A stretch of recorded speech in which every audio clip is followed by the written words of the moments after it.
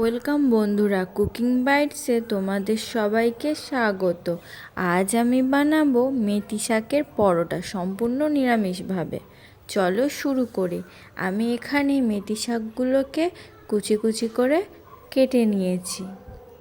এবার একটা বাটির মধ্যে আমি কিছুটা আটা নিয়েছি। আটা নিয়ে এবার এর মধ্যে দিয়ে দেব সামান্য গ্রেট করা আদা ও কিছু কুচনো কাঁচা লঙ্কা, আর দিয়ে দেব ক্রাশ করা জোন, সামান্য নুন, একটু লাল লঙ্কার গুঁড়ো, একটু জিরে গুঁড়ো আর একটু ধনে গুঁড়ো, আরও দিয়ে দেবো সামান্য হলুদ গুঁড়ো আর সামান্য সাদা তেল দিয়ে ভালো করে হাত দিয়ে আমি মিশিয়ে নেব। বন্ধুরা, আমার এই ভিডিওটা যদি তোমাদের ভালো লেগে থাকে তাহলে লাইক ও সাবস্ক্রাইব করে পাশে থেকো।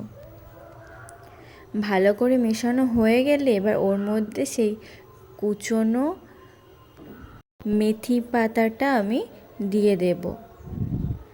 দিয়ে ভালো করে হাত দিয়ে ভালো করে মিশোতে থাকবো।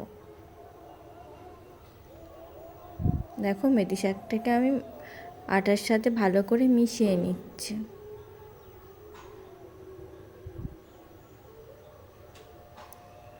এবার আমি সামান্য জল দিয়ে এই আটাটাকে ভালো করে মেখে নেব। দেখো, আমি প্রথমে একটু জল দিয়ে একটু আমি মিশিয়ে নিচ্ছি।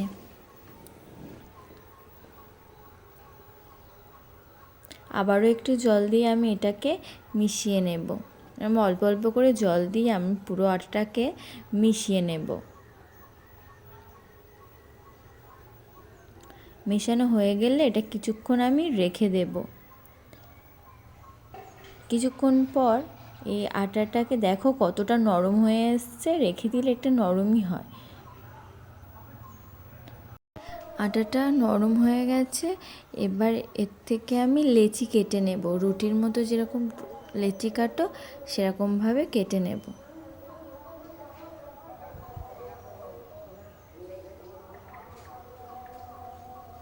লেচি কেটে নিয়ে গোল করে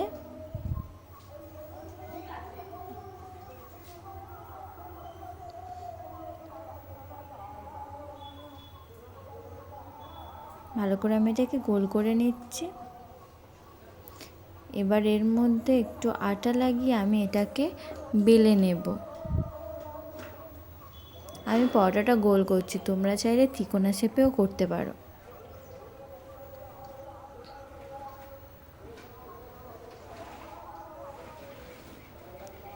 এইভাবে আমি সমস্ত আটাটাকে বেলে নেব। এরপর একটা প্যানের মধ্যে আমি পরোটাকে দিয়ে দিলাম। তেল দেব না এখন। এক পাশ হালকাভাবে হয়ে গেলে আর এক পাশে উল্টে দিলাম, দিয়ে আমি তুলে নিলাম। এইভাবে ঠিক আরেকটাও আমি এভাবে করে নেব।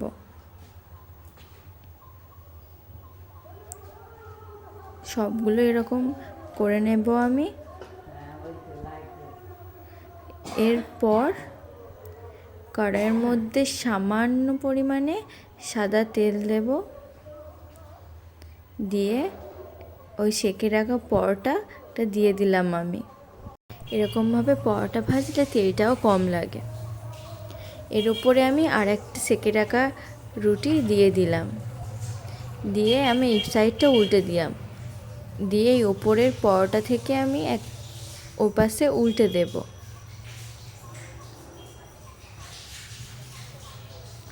এইভাবেই আমি পরোটাটা ভাজবো। দেখো, তেলটাও কম লাগবে, খেতে খুবই সুন্দর হবে।